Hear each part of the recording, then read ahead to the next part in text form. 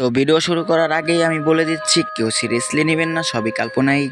আর হ্যাঁ, ভূতের গল্প শুনতে যাদের যাদের ভালো লাগে অবশ্যই চ্যানেলটি সাবস্ক্রাইব করে আমার পাশে থাকবেন। আর নতুন নতুন ভূতের গল্প পেতে কিন্তু অবশ্যই আমার এই চ্যানেলটি সাবস্ক্রাইব করে রাখবেন। তো বেশি দেরি না করে ছোটো একটি ইন্টু আজকের ভিডিও শুরু করা যাক।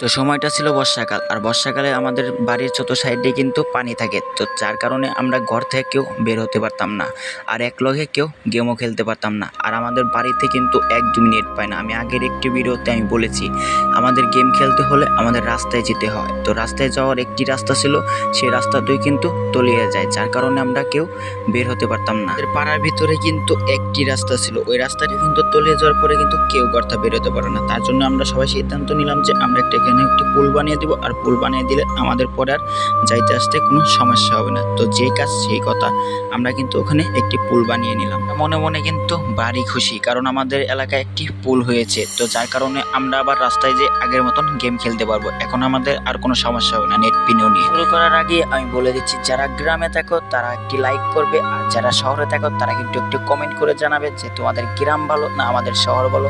আর আমরা যারা গ্রামে থাকি আমরা কিন্তু বলবো যে আমাদের গ্রামে অনেক ভালো। তো আমাদের মূল গল্পতে চলে যাই। তো আমরা কিন্তু প্রতিদিনের মতন ওখানে যে পুল বানিয়েছিলাম, যে পুলের মৃত্যুর দিয়ে কিন্তু আমরা প্রতিদিনের মতন গেম খেলতে চাইতাম সেই রাস্তার পাশে। যে রাস্তার পাশে আমাদের ওখানে নেটপিন ভালো হতো, তার জন্য কিন্তু আমরা রাস্তার পাশে প্রতিনিয়ত বসে বসে গেম খেলতাম। তো প্রতিদিন আমরা এভাবে গেম খেলতে খেলতে কিন্তু আমাদের 1 তারিখ আসে পরে, আর 1 তারিখ আইলে তো আমাদের সিএস র্যাঙ্ক আপডেট দিবে। তো তার জন্য কিন্তু আমরা সবাই সিদ্ধান্ত নিলাম যে এবারও আমরা গ্র্যান্ড মাস্টার ধরবো সিএসএ। যেই বলা সেই কাজ, সব বন্ধু বান্ধব কিন্তু একমত হলো যে এবার আমরা গ্র্যান্ড মাস্টার ধরবো। আর আমরা কিন্তু 1 তারিখ আসা মাত্রই 2টার পরেই কিন্তু আমরা পুরোপুরি গেম খেলতে লাগলাম। পুরোপুরি সবার মোবাইলে কিন্তু 100% চার্জ নিয়ে আমরা রাস্তার পাশে বসলাম। মাস্টার ধরতে কিন্তু আমাদের 24 ঘন্টা হাতে সময় আছে। এই 24 ঘন্টার ভিতরে যদি আমরা মাস্টারে উঠতে পারি তাহলে কিন্তু আমাদের গ্র্যান্ড মাস্টার উঠাই দিবে। তো তার জন্য কিন্তু আমরা সবাই উড়াদুরা খেলতে লাগলাম। আর কখন যে রাত 8টা বেজে গেছে আমাদের কিন্তু একদমই হুঁশ নাই। এভাবে খেলতে খেলতে কিন্তু আমার মোবাইলের প্রায় চার্জ একদমই শেষ, আর ওদের মোবাইলের চার্জ কিন্তু এখন আছে, কারণ ওদের পাওয়ার ব্যাংক আছে, আমার পাওয়ার ব্যাংকটি আসলো না। তার জন্য কিন্তু আমার মোবাইলের চার্জ দিতেও পারি না। তার জন্য আমার বন্ধু বান্ধবকে বললাম আমি মোবাইলটা চার্জ দিয়ে নিয়ে আসি, তোরা এখানে বসিস, আর না পারলে একজন যে আমাকে এগিয়ে নিয়ে আসিস।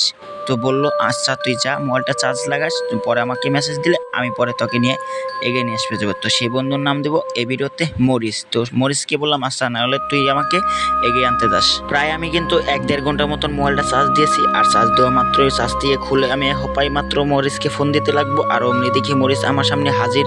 তো তখন আমি তাকে বললাম কি রে বেটা, আমি তো তোকে এখনো ফোন মেসেজ কিছুই দিই না, তুই বুঝলি কেমনি আমার মোবাইল চার্জ হয়ে গেছে? তো তখন সে বললো আরে এত কিছু তো জানা লাগবে না, চল তাতেই চল, আমাদের গ্র্যান্ড মাস্টার ধরতে হবে। তো তত কিছু না ভেবে কিন্তু আমি তার সাথে চলতে লাগলাম। মরিসের সাথে হাঁটার পরে কি হলো এটা কিন্তু প্রথম পার্ট। আর দ্বিতীয় পার্ট দেখার জন্য কিন্তু অবশ্যই তোমাদের লাইক এবং কমেন্ট সব কিছুই করতে হবে, তাহলে কিন্তু আমি তাড়াতাড়ি দ্বিতীয় পার্টটা আপলোড করবো। তো সবাই ভালো থাকবেন, সুস্থ থাকবেন, খোদা হাফেজ।